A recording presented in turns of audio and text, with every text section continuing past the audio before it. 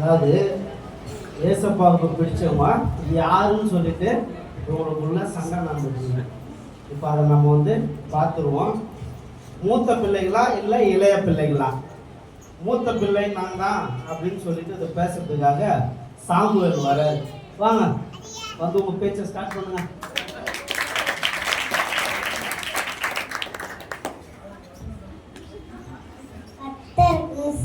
சோத்திரம் நான் தான், சாமுவேல் என் தாய் தான். அந்நாள் நான் பிறந்ததினால் என் தாய் மிகவும் சந்தோஷமாக இருந்தார்கள். அது மட்டுமல்ல, ஆண்டவருக்கும் சந்தோஷம். அது மட்டுமா, அந்த இஸ்ரவேல் தேசத்திற்கு என்னை பெரிய தீர்க்கதரிசியாக வைத்தார். எனக்கு அப்புறம் என் தம்பிங்க பிறந்தாங்க. ஆனா அவங்க பேர் கூட பைபிளில் இல்லை. இப்ப சொல்லுங்க, யார் ஆண்டவருக்கு பிடிக்கும் என்று. அதனால் அவங்க சொல்ற மூத்தவங்க தான் கர்த்தருக்கு சந்தோஷம்.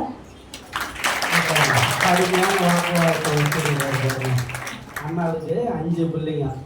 ஒருத்தர் பேர் தான் வேதத்திலே இருக்குது, மீதி பேர் வரல. அப்பனா யாரை சொல்றாரு அவரு?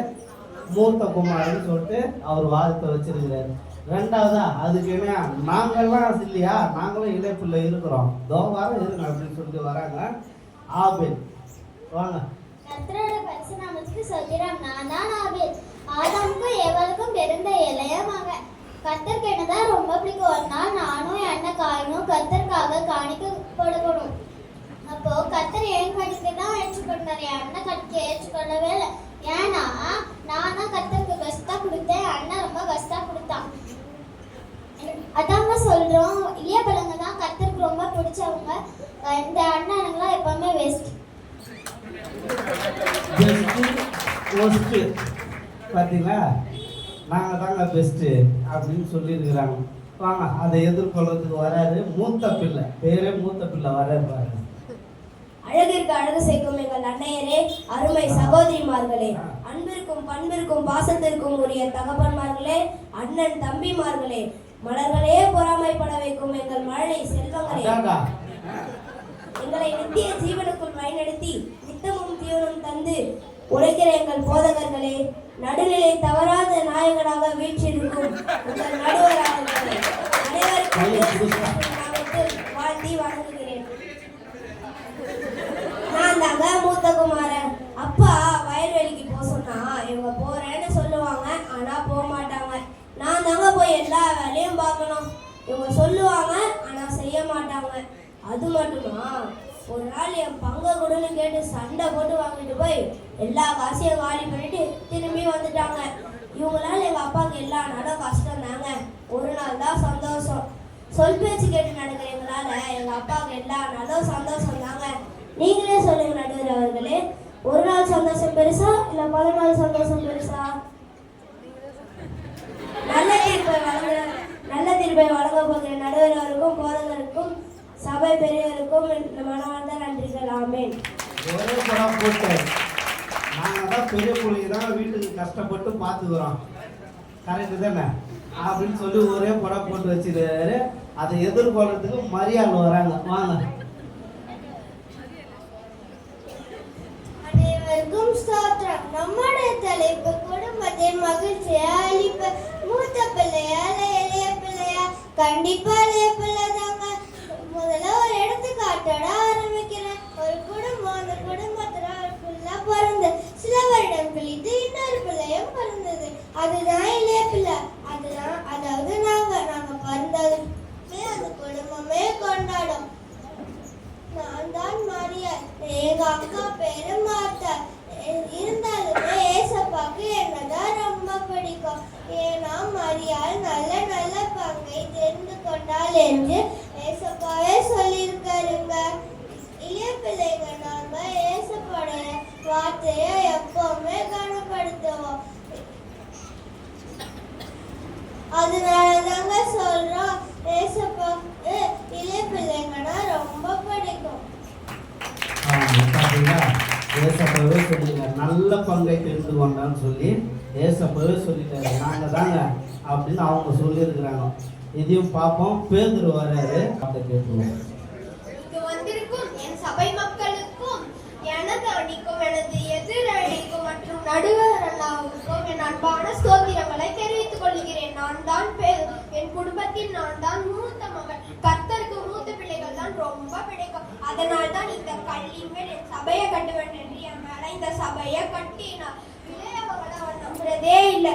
ஏன் நான் இளையவங்க மேல சபையை கட்டினா பில்டிங் ஸ்ட்ராங்கா தான் இருக்கும், ஆனா பேஸ்மெண்ட் தான் வீக்கா இருக்கும். நீங்களே சொல்லணும்.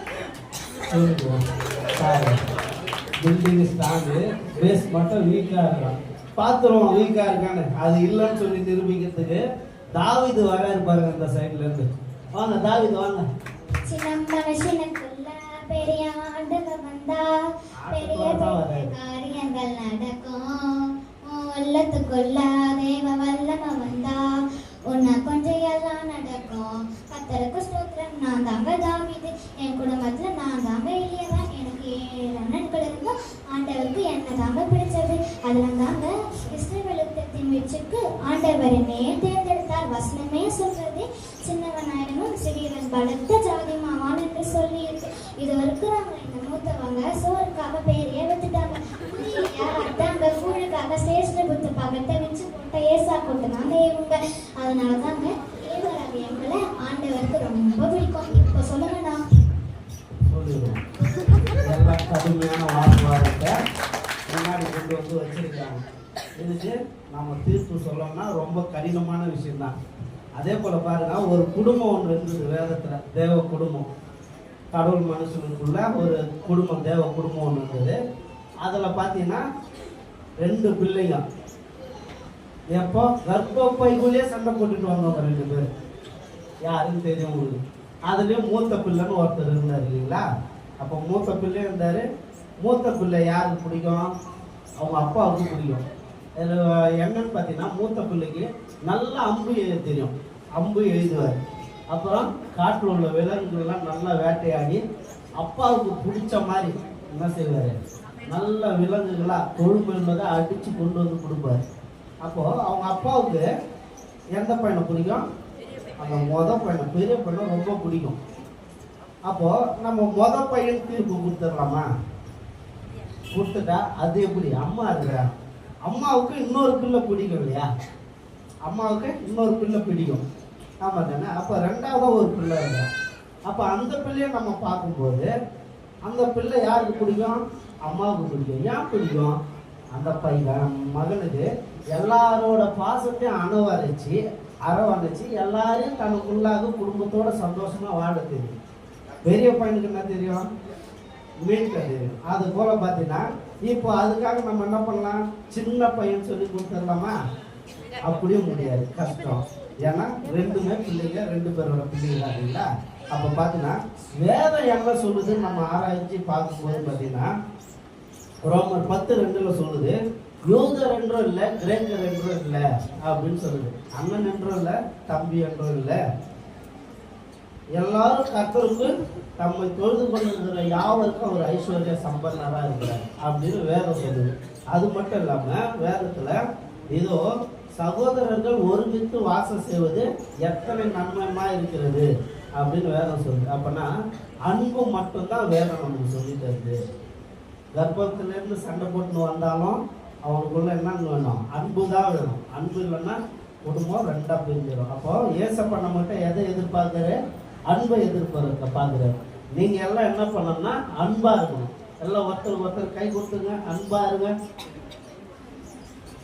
அங்கே வந்து கொடுங்க, எல்லாம் கை கொடுங்க, ஒருத்தர் அன்பாக கை கொடுங்க.